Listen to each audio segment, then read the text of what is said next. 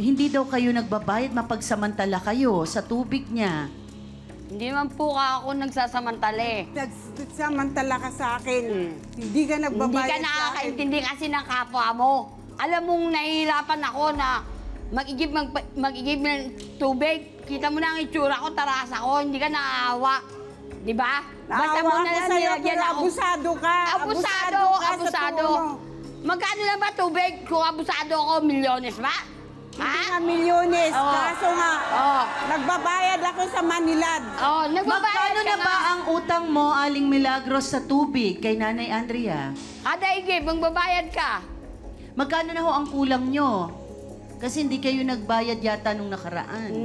Isang beses lang, ganun na.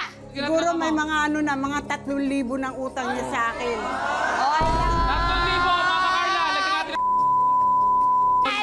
Pinalipas ko na yun, hindi ko na sinisingil yun. Totoo ba ito? Ganoy, anong 3,000? Araw-araw mag-iib ka, araw-araw magbabayad ka. Tapos sasabihin mo 3,000?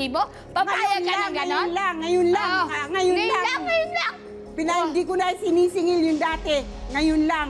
Para lang bayaran. Kaya gusto ko, tuwing iigib, magbabayad na siya. Pambili ko man lang ng gamot ko.